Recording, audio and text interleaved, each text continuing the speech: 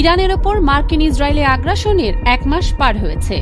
এই আগ্রাসনে এবং সম্ভাব্য যে কোনো আলোচনায় শক্তি প্রদর্শনের অংশ হিসেবে নতুন করে ৩,৫০০ মেরিন ও নাবিক মধ্যপ্রাচ্যে পৌঁছেছে বলে জানিয়েছে ইউএসএস সেন্ট্রাল কমান্ড সেন্টকম। সামাজিক যোগাযোগ মাধ্যম এক্সে শেয়ার করা একটি পোস্টে সেন্টকম জানিয়েছে ইউএসএস ত্রিপোলিতে থাকা মার্কিন নাবিক এবং মেরিনরা ২৭ মার্চ ইউএসএস সেন্ট্রাল কমান্ডের দায়িত্বাধীন এলাকায় পৌঁছেছে।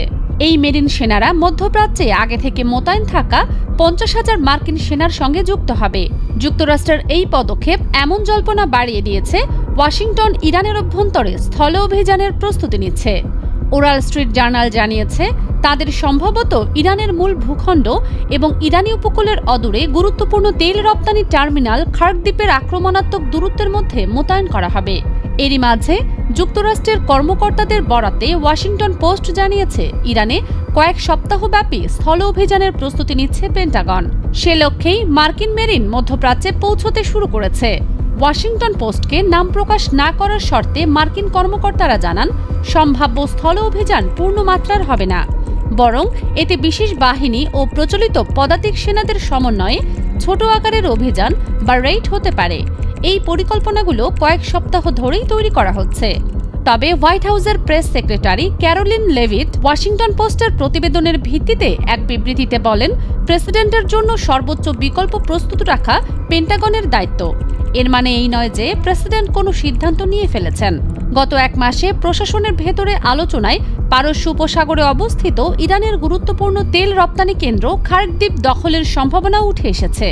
পাশাপাশি হরমুজ প্রণালীর কাছাকাছি উপকূলীয় এলাকায় অভিযান চালিয়ে বাণিজ্যিক ও সামরিক জাহাজ লক্ষ্য করে ব্যবহৃত অস্ত্র খুঁজে ধ্বংস করার বিষয়টিও বিবেচনায় রয়েছে। এক কর্মকর্তা বলেন, এসব লক্ষ্য অর্জনে মাস নয় সপ্তাহ লাগতে পারে। আরেকজন সম্ভাব্য সময়সীমা কয়েক মাস বলে উল্লেখ করেছেন। কর্মকর্তারা জানান, পারস্য উপসাগরে খার্ক দ্বীপ ইরানের সবচেয়ে গুরুত্বপূর্ণ এলাকা হলেও হরমুজ প্রণালীর কাছাকাছি আরও কিছু দ্বীপ রয়েছে যেগুলো যুক্তরাষ্ট্রের সম্ভাব্য সামরিক অভিযানের লক্ষ্য হতে পারে। ইরানের ভূখণ্ড দখল করলে দেশটির সরকার বিব্রত হবে এবং ভবিষ্যৎ আলোচনায় গুরুত্বপূর্ণ দর কষাকষির উপকরণ তৈরি হবে বলে মনে করছেন কিছু কর্মকর্তা। তবে ভূখণ্ড দখলে সবচেয়ে বড় চ্যালেঞ্জ হবে মার্কিন সেনাদের নিরাপত্তা নিশ্চিত করা। এক কর্মকর্তা বলেন, দখল করা কঠিন নয়, কিন্তু সেখানে সৈন্যদের রক্ষা করাই আসল চ্যালেঞ্জ। এ ধরনের অভিযানে মার্কিন সেনারা নানা ধরনের ঝুঁকির মুখে পড়তে পারে।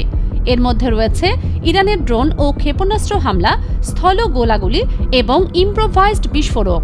অন্যদিকে এরই মাঝে ইরানের ইংরেজি দৈনিক তেহরান টাইমসের ২৯ মার্চের ছাপা পত্রিকার প্রথম পাতায় সম্ভাব্য স্থল অভিযানের লক্ষ্য মধ্যপ্রাচ্যে পৌঁছানো নতুন সেনাদের ওয়েলকাম টু হেল বা জাহান্নামে স্বাগতম শীর্ষক প্রতিবেদন প্রকাশ করা হয়েছে। সেখানে ওয়াশিংটনকে সতর্ক করা হয়েছে। বলা হয়েছে, কোনো মার্কিন সেনা যদি ইরানের মাটিতে পা রাখে তবে তারা কেবল কফিনবন্দি হয়েই ফিরবে। ফারজানা মৌসুমী, দুতিয়াল।